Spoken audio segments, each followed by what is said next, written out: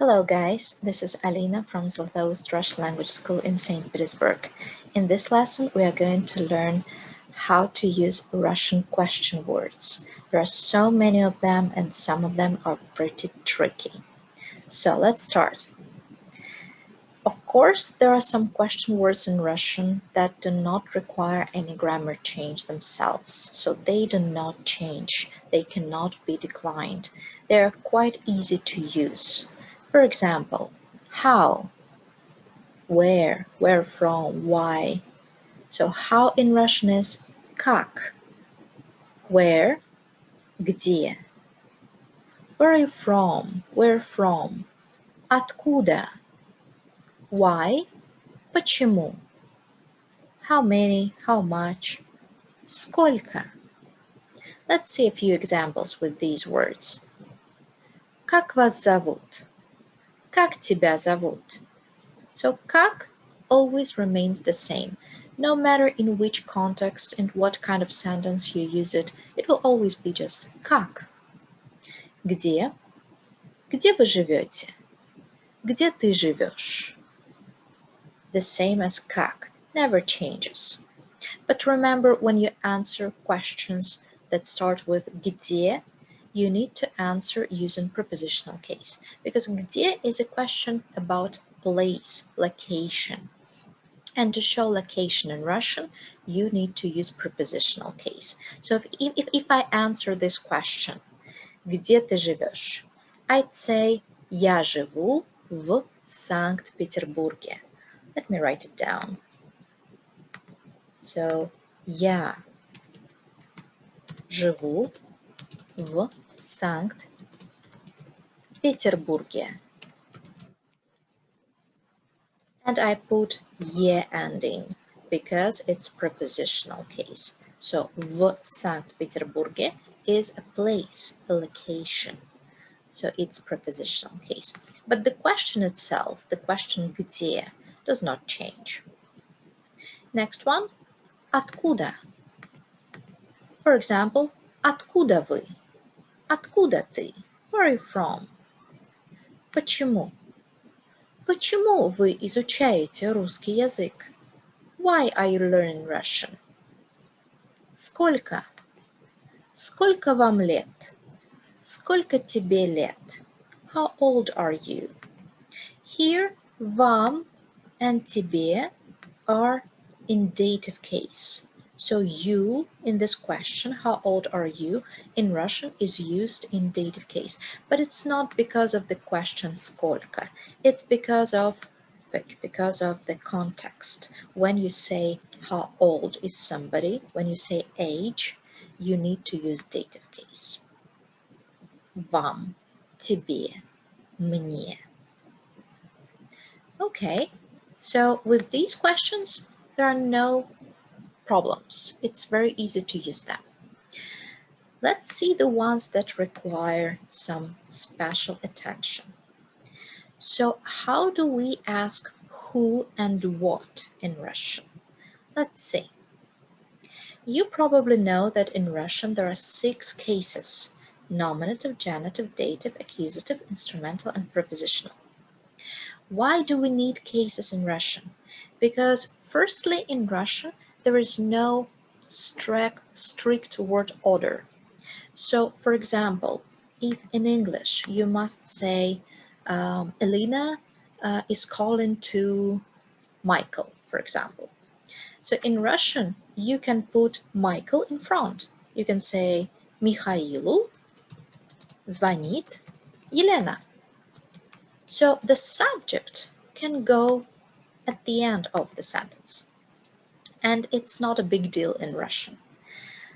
Because of that, we really need to change endings to see how the words are related inside a sentence, to see the role of each word in a sentence. So nominative case is used to show the first form of a word. So we use it when we say a subject of a sentence, or when we answer questions like кто это, что это, what is it, who is it, and then we say это компьютер, это телефон, So in this kind of sentences, you always use nouns in nominative case. You don't change them because you're kind of just saying the object itself. You're naming it. So the original form must be used in this kind of context. Genitive case. Genitive case usually is used actually in so many contexts, and it has so many functions. One of them is when we say that we don't have something. When we say «У меня нет». «У меня нет телефона».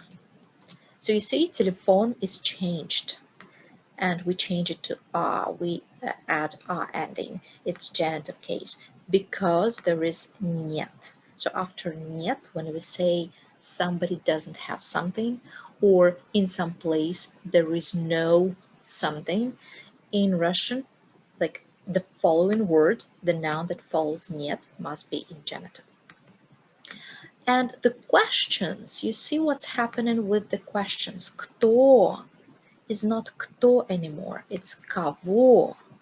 And что is чего. So we changed the questions. In English, it will still be who and what, but in Russian, even with the question words, we need to show the grammar in a sentence, depending on the context. So if I ask, for example, who is absent today? So who is not here? Who, like there is no who here. In Russian, it will sound something like that. So it will be кого нет сегодня? Who is absent? Кого нет сегодня? So the question is кого? Нет кого. You cannot put кто here because of нет. Нет must go with genitive case. There are, of course, many other functions of genitive case. I just give you an idea right now how we change question words and why. Next one, dative case. Dative case is usually used to show a recipient of an action. So in a sentence, there might be two people. One person is doing something and another person is kind of receiving this action.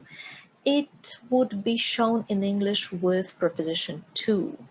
For example, to call to somebody, to write an email to somebody, to buy something to somebody or for somebody. So sometimes it can be for in English. In Russian, it will be dative case. And the questions will be Кому, Чему. I will show some examples later. Accusative case. Questions кого, что. It's funny about accusative case because you see question words, if it's who in accusative case, the question word is the same as in genitive case, кого. That's because nouns that are animate, so people or animals, masculine and plural, they are the same in accusative and in genitive. So the question words are the same too. But remember, masculine, plural, animate. People, for example, the same in accusative and genitive. But feminine will be different. Что is the same as nominative что, right? So because accusative case is actually the easiest case. Nouns in accusative case, masculine, plural, neuter, nouns, not animate, inanimate objects. They are not changed. They sound exactly the same as in nominative case as in their original form. So that's why the question is also the same. But you need to remember that feminine is different in accusative case. What you really need to change always is feminine nouns. Instrumental case. In instrumental, we use questions кем and чем. Instrumental case, as you can see from its name, is used to show instruments. Not only, but it's one of the main functions to show an instrument. In English, we usually use a preposition with. So, for example, I eat soup with a spoon. In Russian, you will not need any preposition. You will just use spoon in instrumental case to show that it's an instrument in the sentence. And the question for the spoon, if I ask, what are you eating your soup with? I will ask with чем. Чем ты ешь суп? Чем ты ешь суп? You see how we change the question just because of the function, because here we are asking about an instrument. Okay, and the last case, prepositional case. Prepositional case, again, from its name, you can see that you need prepositions. So it's the only case that always needs prepositions when you use it. So there are three popular prepositions. They are v, na, and o. After v, na, you use location, place. So you say в Москве, in Moscow, or на столе, on a table. So you are talking about places, locations. Preposition o means about. So when we say, I read a book about somebody or something, you use o in Russian, and after o, there must be prepositional case. So now the questions. О ком, о чем, about whom, about what. So I put a preposition here just to show you that there must be a preposition. Either of them. It can be v, it can be na, or it can be o. Just with the questions who and what, the most popular preposition is o. So о ком, о чем. Let's see examples for each of these cases. So nominative case, the most popular question, кто это? Who is it? Что это? What is it? And then when you answer, you say, это мой муж. This is my husband. Or это окно. This is a window. So very simple sentences. No need to change anything. Also, I have to mention why we need question words. We need question words to substitute the noun. So when there is a question with the question word, you substitute the noun that you're asking about. So you don't know what that is. So you're asking, what is it? And then when you answer, instead of the question word, you get your answer. So это окно. I'm sorry, there must be an animate. So the question was кто это? Okay, кто это? Это кошка. It's a cat. So кошка goes right instead of кто. So кто was a substitution for кошка. That's important, and we are going to talk about it later more. So genitive case. As I said, нет, you must be used with genitive. So if you're asking, so today there is no who is absent today. The question will be кого сегодня нет. It's a typical question that is asked in a lesson in school or in a university when the teacher checks who is here today and who is absent. Кого сегодня нет?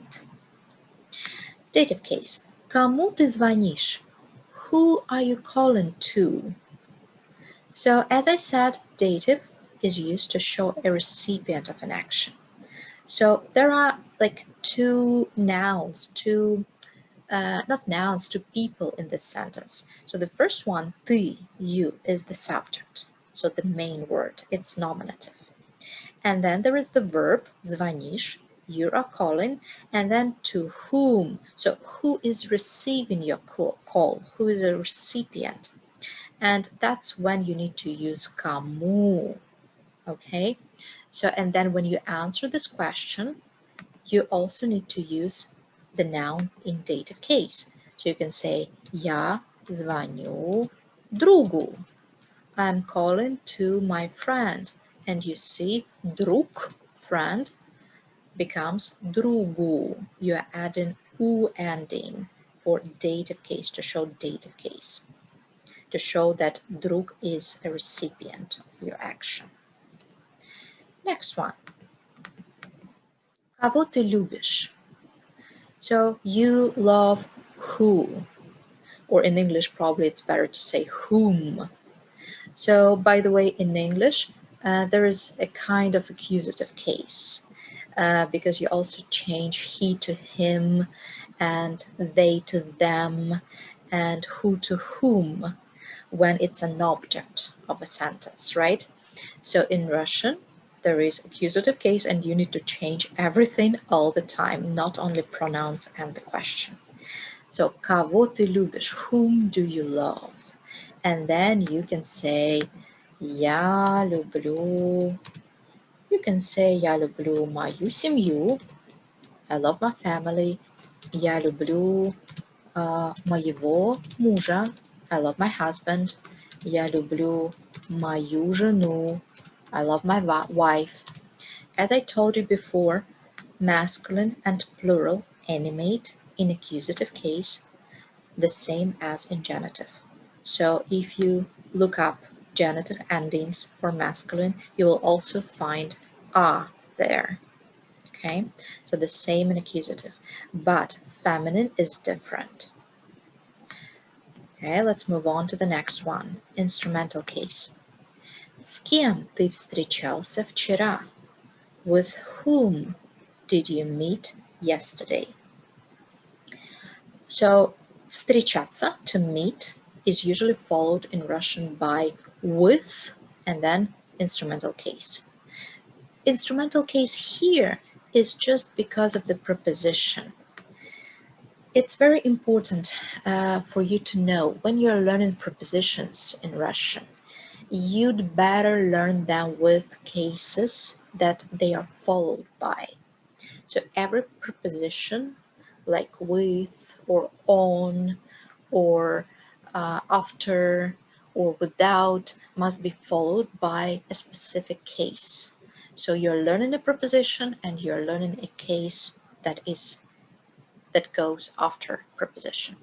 S, with, is followed by instrumental case. That's why to substitute the noun, we use the question word кем, and it's also instrumental case.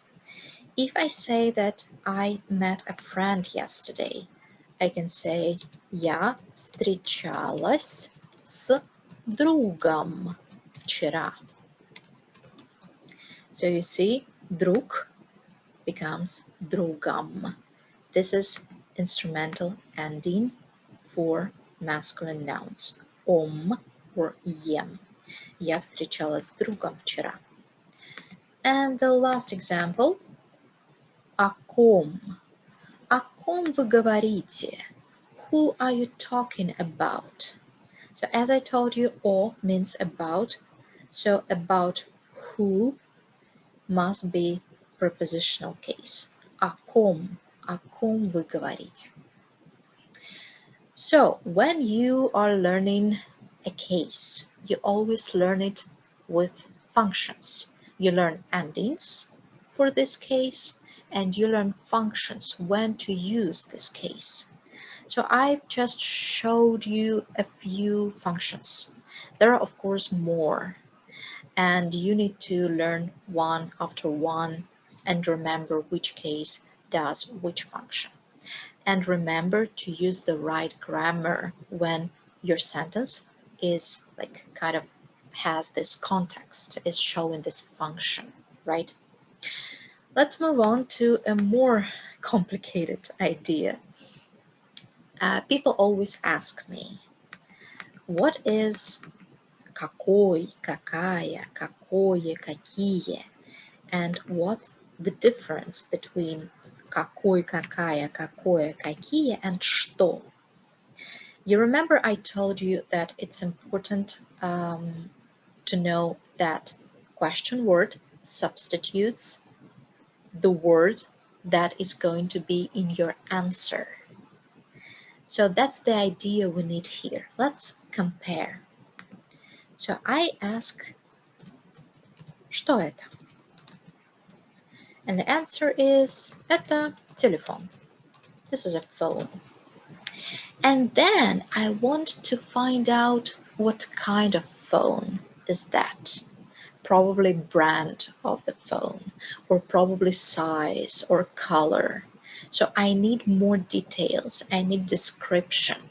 I already know that it's a phone, telephone. So I'm not asking about like, what is it? Is it a phone or not? I know that. Now I'm asking what kind of phone. So in this case, to get more information, to get description, you need question words какой, какая, какое, какие. In this case, telephone is masculine, and we need to use какой question word because we are asking about a masculine noun. We are asking about telephone. And the question word какой, какая, какое, какие must be chosen according to the noun that goes with it. So if it's какой телефон, what kind of phone? Телефон is masculine, so you use masculine какой. But if I was asking about a book, I would ask какая книга? What kind of book is that? Какая это книга? Or window again. Stupid example, but it's like the first thing that comes up in your mind when you think of neuter in Russian is окно. Какое это окно? What kind of window is that? Is it big or small? Какие это фильмы? What kind of movies are these? So that's plural, and that's какие question.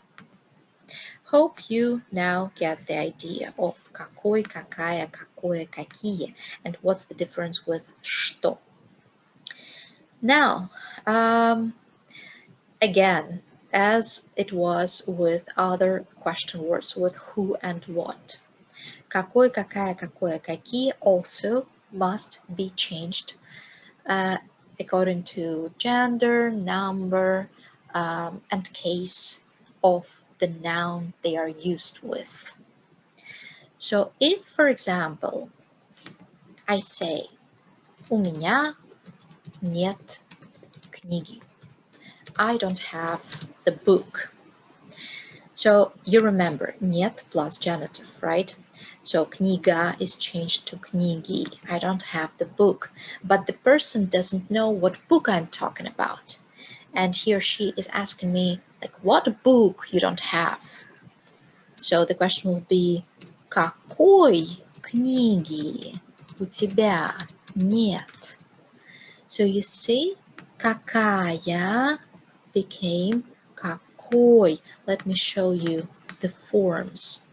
So genitive case, questions какой becomes какого. So какого телефона у тебя нет? What kind of phone don't you have? Какая becomes какой. Please don't confuse it with masculine nominative какой. And plural becomes каких. What about neuter? Neuter is the same as masculine. Also какого. Какого окна у тебя нет? What kind of window don't you have? So you see, we also change the question words какой, какая, какое, какие according to the case. Dative will be какому, какой, каким. For example, I'm calling to my friend. Я звоню другу.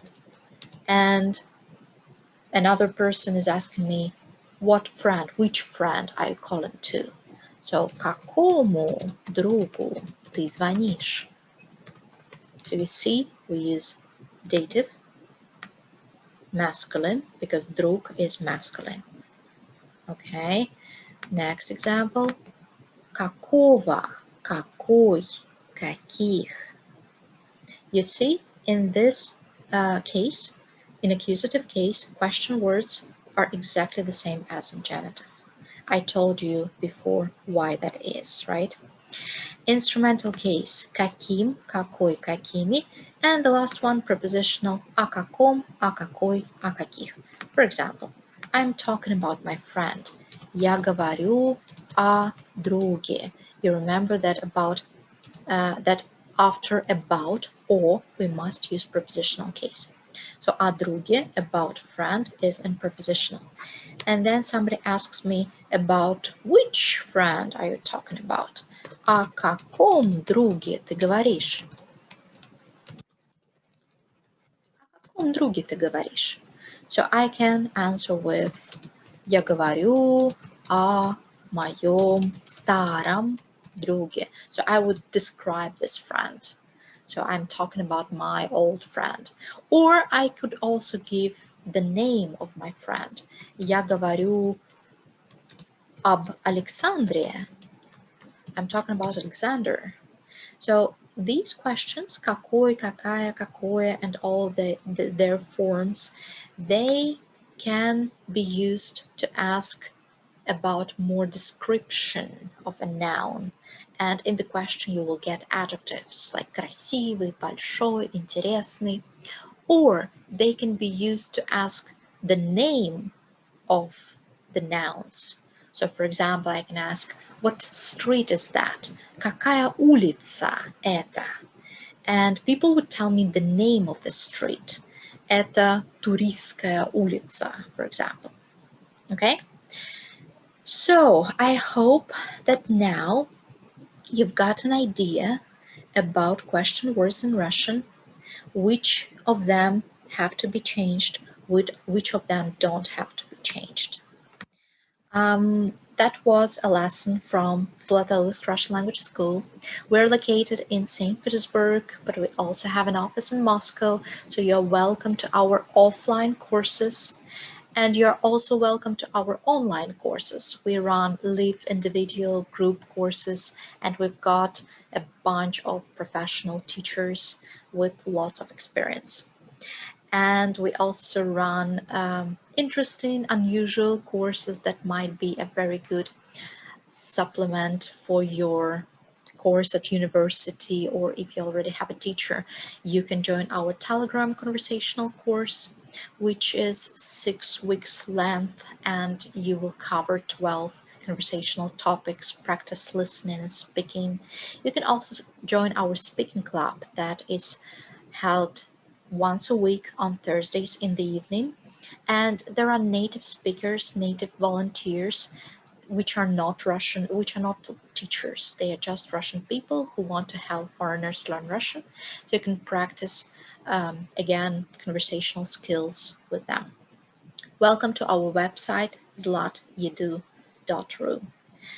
See you next time. Hope this lesson was useful. Please leave a comment if you still have a question. Press like and subscribe.